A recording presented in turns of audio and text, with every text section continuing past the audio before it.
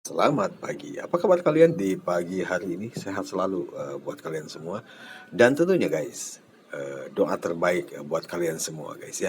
Alright guys, di pagi hari ini gua kembali hadir guys menyampaikan, memberikan dan menginformasikan kepada kalian terkait dengan informasi-informasi terupdate ya.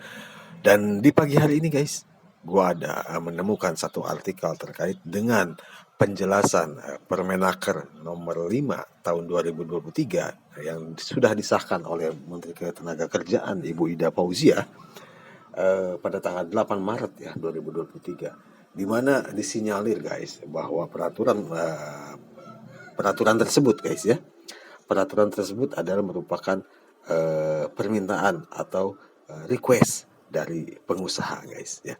Apakah betul guys seperti itu? Nanti kita lihat di artikelnya guys ya. Let's go. Kita lihat langsung aja guys.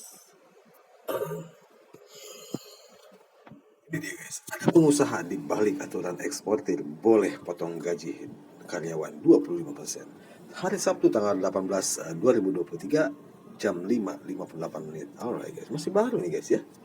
Kementerian Ketenagakerjaan tengah disorot publik. Pemicunya, kementerian yang dipimpin oleh Menteri Ida Fauzia ini mengeluarkan aturan soal perusahaan industri padat karya tertentu berorientasi ekspor boleh potong gaji karyawan maksimal 25%. Kebijakan ini tercantum pada Peraturan Menteri Ketenagakerjaan Nomor 5 Tahun 2023 tentang penyesuaian waktu kerja dan pengupahan pada perusahaan industri padat karya tertentu berorientasi ekspor dan terdampak perubahan ekonomi global. Wow guys, aduh, ekonomi global yang bermasalah, kenapa pekerja yang jadi korban guys ya. Aduh, gue pengen komen nih tapi ntar dulu deh ya guys ya. Kita baca dulu ya.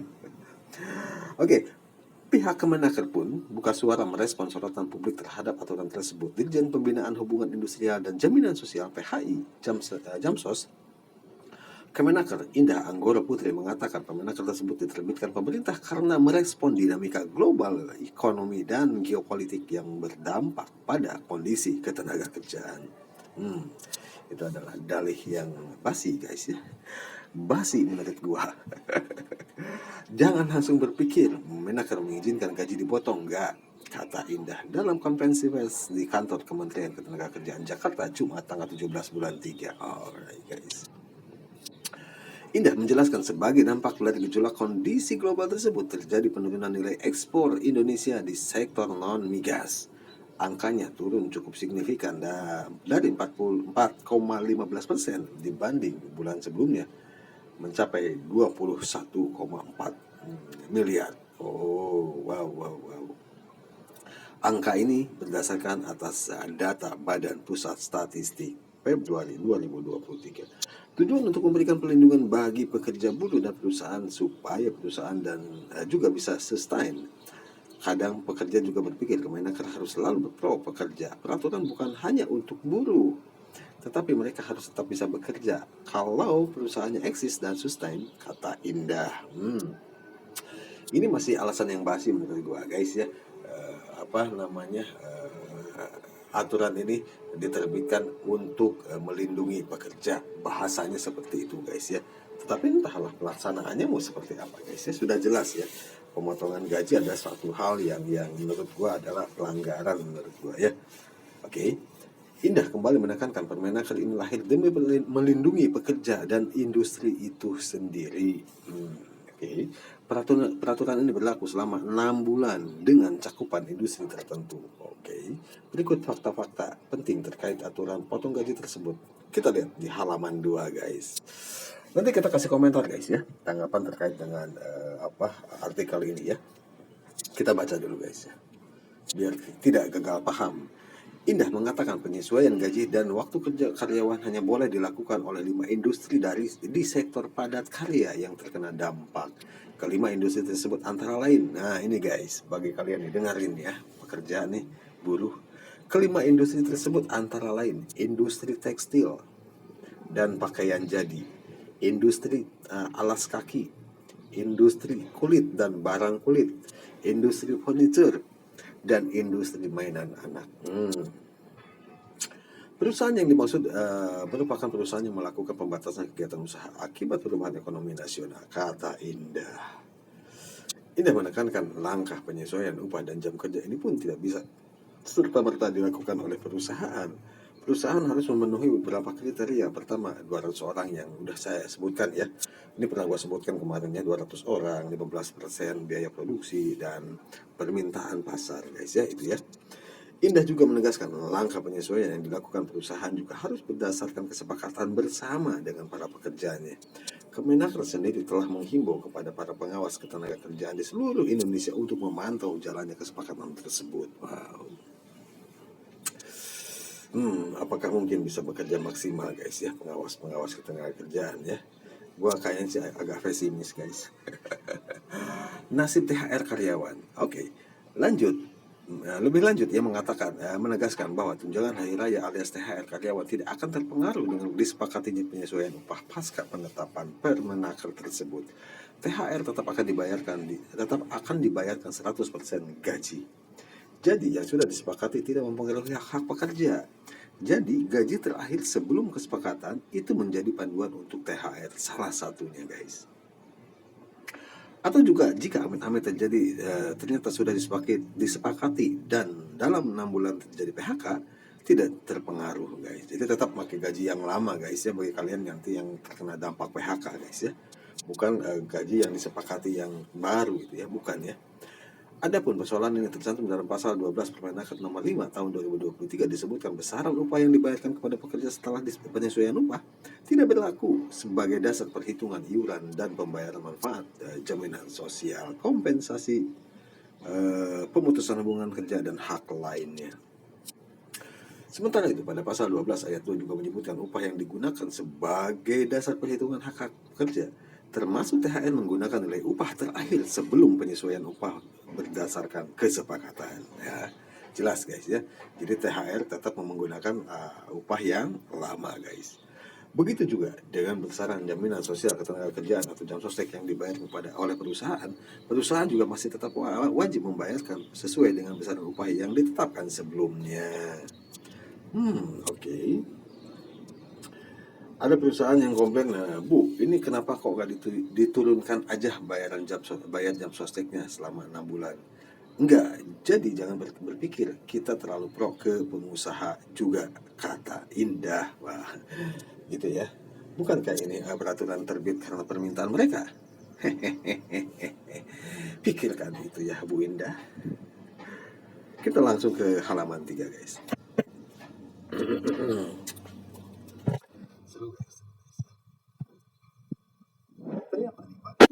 Di balik diterbitkannya aturan tersebut ada aduan dari sejumlah asosiasi pengusaha di industri padat karya. Indah mengatakan pada Oktober 2022 lalu Menteri Ketenagakerjaan Ida Fauzia menerima surat dari sejumlah asosiasi yang meminta agar dibuatkan aturan fleksibilitas upah. Waduh guys, gue baru dengar nih upah bisa fleksibel gitu ya. Aduh, dengan jam kerja akibat kondisi global yang kurang bersahabat. Adapun asosiasi terkait antara lain Apindo, Koga, API, dan Aprisindo. Kalau ditanya berapa industri yang mengajukan surat, itu lebih dari 100 pabrik dan surat itu nggak langsung dijawab, tetapi sekarang dijawab Ibu ya dengan munculnya Permenaker nomor 5. Si Ibu kumaha ini tuh ya. Tidak langsung dijawab, tapi sekalinya dijawab gitu kan menyakitkan buat kita sebagai pekerja ya. Indah menekankan pihaknya pun melalui proses yang panjang dan sangat berhati-hati dalam proses surat tersebut. Kemenaker juga langsung merapatkan barisan bla bla bla lah ya. Ibu Menaker menugaskan saya untuk melakukan pertemuan dengan dialog dengan mereka pengusaha. Mereka bawa data dan memang dibuktikan dengan data konkret ini sudah melalui tahap panjang mulai dari Oktober tersebut. Cuma Bu Indah, kenapa dialognya hanya dengan pengusaha? Terus perwakilan dari pekerjaannya mana? Nggak diundang nih. Berarti ini peraturan ini dibikin ya berdua aja ya, pengusaha sama Kemenaker dong ya. Waduh, ini tidak fair atau Bu Indah kalau seperti ini Mbak ya. Harusnya kan duduk bersama, duduk bareng. Kita juga punya serikat perwakilan. Harusnya diundang juga ya, bukan hanya pengusaha saja yang diundang ya. Ini mungkin sebagai masukan nih buat ke Menaker ya terkait dengan terbitnya Permenaker ini ya. Karena gue di sini nggak melihat dan nggak membaca juga di sini ada dari perwakilan serikat guys. Hanya di sini pertemuan dialog dengan mereka pengusaha guys ya. Di sini hanya dengan pengusaha nih ya, dialog dengan pengusaha, tidak ada dengan serikat, oke? Dari perwakilan serikat.